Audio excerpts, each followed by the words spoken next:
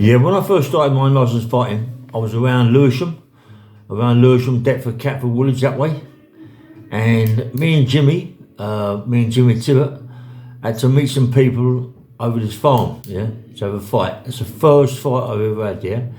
It was a bare knuckle fight, no bandages, nothing, just bare knuckles. And there was a lot of, there's what, 20, 30 people there, I suppose, maybe even more than that. And I was sort of like a bit of a lump. I was so wound up here. Jimmy went down in Jimmy's van, yeah? In the van. I sat in the back. I didn't want to sit in the front. I didn't feel comfortable in the front. I sat in the back, yeah? And there was a few seats. And I sat in the back, and when we got to nearly there, yeah? Told Jimmy to pull over. I said, pull over, Jim. I just started what's up, I just feel mad, you know what I mean? And I started smashing the chair, smashing the back of the chair to pieces where Jimmy was sitting. He was going mad. He said, stop it, I can't help it, Jim. I was just smashing it, going fucking mad, yeah? Smashing us, I wanted to skeezer, man. I wanted to, it was the first fight I've had. I was so wound up with it, you know, training. And the more you train, so the more wound up you get, the more fit you get. I was smashing the back of this chair, going crazy, yeah? Anyway, I opened the door, and Jim said, come, we go down there. I'm walking down there like a lunatic. There's all people standing there watching me walk round. I was going mad. When I got to the ring, it wasn't a ring, it was just a lot of people round thing. I got in there, it was this big guy with a beard. This big guy must have been easy 21 stone, massive guy, 6'4", big guy. I've been training for a long time with Jimmy, been training for such a long time, right? When Strauss was like, bang, started smashing him. He was shaking his head like that, and he come at me a few times, boom, boom. He knocked me over. He got on top of me, man. This is an unlicensed fight. I know I've nutted a few people. He's got on top of me, right? I thought, oh, here we go. Whoop. I've hit him in the chin, got on his fucking cheek, going, I was chewing his cheek, yeah? Anyway, jumped up, and I'm standing there fighting this geezer, yeah? I'm fighting him, and I keep banging. And this geezer's tough as a nut, mate. He was so tough. I kept bashing him, boshing him, you know. And anyway, he fell on the floor again, and he's got me round the neck, and he's choking me, mate. And I thought, oh, I'm going to go here. He's choking me, right? So I bit his hand with the gum short in. I bit his hand, and it wasn't doing that. I pulled my gum short out, bit his hand, right? Bit of lump out of his wrist, yeah? Went mad, he screamed, jumped up in the air. As he jumped up, bang, I nutted him. His nose splattered across his face, mate. I nutted him, got on top of him, I never stopped whacking him, mate. About street fight, but mate, I hit him so hard, I must have hit him 30 times, mate. I just smashed him, bang. I was smashing him to pieces like a lunatic, you know what I mean? And he gives a spark out, knocked spark out. Everybody was going, people just couldn't believe it. This bar was massive, mate. People couldn't believe it. I was just like so mad. I'm so mad I wanted to fight. I was so fit. The adrenaline in me was crazy, you know what I mean? And I've been, just went mad. I really smashed him in pieces, right? On the way home, Jimmy's going to me, Ray, what happened there, mate? I said, I don't know, Jim.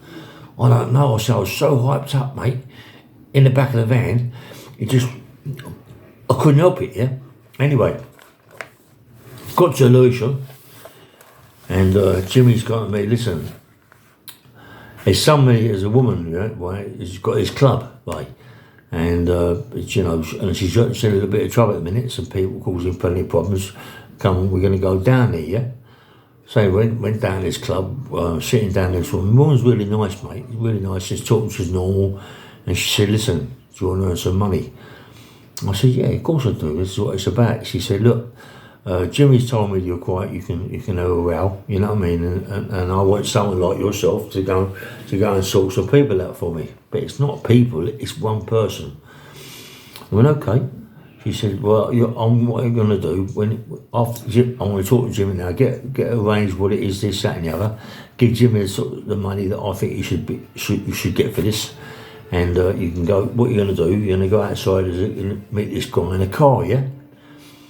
So I went outside, Met this guy in the car, and this guy's just a normal guy, man. Just a normal guy. He looks a bit European. He was chiselled. He was well chiselled. All his face was chiselled. He looked really, really fit. What, 14 stone? Could have been more than 14 stone. 5'7", 5'8", but chiselled. Really fit guy. And we was in the car. He went, "Come on, come on, we go, yeah."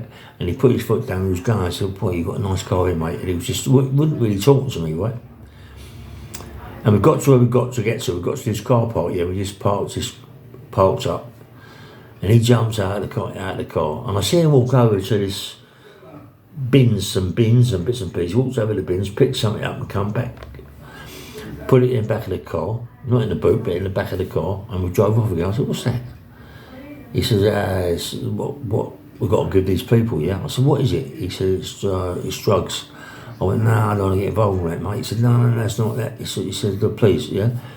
So I drove with him to these people, give them these drugs, and they give them some money, right? And we drove back. As we drove him back, I didn't know this is all going to go back, going delivering drugs. It drove me a bit mad. On the way back, we popped into this house, yeah? Popped into this house. Listen, let me tell you something. There was 3 guys in there, mate. You wouldn't want to meet these guys in the dog I swear. This guy, this driving guy, right, I'm telling you, we went into this place. These geezers were about, what, I don't know, 17, 18 stone, but looks mean. Couple of scars in their face. But as I said before, when I was in prison, when there was a couple of arses, a couple of faces, the nonces, so people knew that there was a nonce, no good cutting of arse, you know what I mean? So when I see them a couple of scars on their faces and all that, they look rough and ready, I thought, yeah, you're paedophiles, you're nonce cases, you know what I mean? Walks in there, listen, man, let me tell you something, this the geezer I was with, mate, he could fight, mate, he could march on. I got a funny feeling he's some champion kickboxer or whatever. We walked in there, boom! He kicked one under the fucking throat. Mate, he nearly knocked himself. He nearly knocked himself. His head went back, whoa, like that, right? I thought, here we go. And because of the adrenaline I've already got when I've had this fight, went crash, mate. I knocked this other geezer absolutely apeshit. I knocked him Sparko. The other geezer was going, no more, please, no more. What he was saying, my person that I was with, you owe X amount of money, right? You owe this. We want it, you owe it. You went, "I haven't got it." He said, "Go and get it now." He's like, my mate's a white bad, he falls this geezer like a white bad, nut. He made this geezer go and get it there and then. He made this geezer, he didn't leave the house, mate, he stayed where he was. He made this geezer go, he said, "You better go and get it. Let me tell you something, if you don't get it, mate, we're going to smash you to pieces, we're going to stab you to death, yeah?" This geezer, when he got the parcel, come out with the parcel, got back and he got, went back to the club, got out of the club, got back in with the money for what we picked up before. Picked up the other bit of money, what would you give to her? Mate, I'll tell you something, I'm not joking when I say this, right? I earned that night, I earned 9 grand, yeah? 9 grand, that 9 grand was worth every penny for me. I earned that 9 grand, big time, you know what I mean? I earned that 9 grand, I got a few bob for without the fighting, without the fight I had. For the fight I got nothing, I got £1,200. £1,200 for this fight, you know, it's the first fight I really had. But when I was actually doing the Al-License fighting, I'm not joking when I say this. So much a fight I was getting? £300. I was getting £300 a fight. The night I paid Jimmy some money as well. I wasn't getting hardly anything, but I was having 2-3 fights a month, you know what I mean? I wind up on my heels fighting so much. But this woman who owned this club and this guy, driving geezer, I've done a few bits of work for them, yeah? But I've got to say something, this geezer drives, I don't know the geezer's name. He didn't want me to call him no name. This geezer was a proper geezer, mate. Ever he watches my what's it called, my podcast or my videos, please try and get in contact with him, mate. This guy he's just one nice man that can really have it. I've really got a lot of respect for him. Jimmy knew him. I mean, Jimmy knew who he was. Rest in peace, Jimmy, too. Mate, I love you to death. Jimmy knew who he was, yeah? But Jimmy wouldn't even tell me actually who he was as such, yeah? But when Jimmy died, he died with this guy's name, you know what I mean? I've never met this guy since. I've been to the club, but different people own his club now, you know what I mean? But the woman that owned his club, she died, rest in peace, my love. She died. Her name is Maureen, yeah? And she was nice. She was a nice woman, mate. She was not old. She's not old, what, 35, 40? Good sort, really good sort. Short black hair, good sort, mate. But the woman's a proper businesswoman, you know what I mean? And that's the last time that I've ever worked for that woman and worked for this guy, yeah? But mate, such a nice people. And well after that, Jimmy was getting me fights down Social Club, Harvey Social Club, Woolwich, and all that, Cat's Whiskers, Streatham, and all around these places we used to fight all the time. Woolwich, Bermondsey, all around these areas, you know what I mean? Guildford, Mayfair, Tottenham, lots of these places used to fight, yeah? And that's the only time I've ever had a fight with someone, bare knuckle fight, no gloves, no bandages, nothing. It's just the only time I've ever felt like I did then. I felt just mad, you know, like I really felt like crazy, you know what I mean? I was just like a fucking lunatic, man. I don't know what it was. I think it's maybe all the adrenaline I had in my body. I don't know, but I went mad, and I wish to God I could feel like that again. I mean, I was really fit. I mean, you can imagine, you come out of prison, big lump, cut myself right down to about 18 stone, 7.5, 18 stone from 19, 20 stone, cut myself right down, yeah, threw myself right up.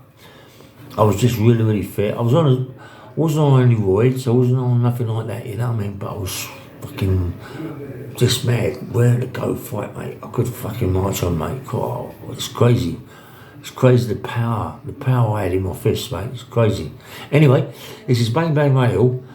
Please press the like button and subscribe, and lovely. Take care.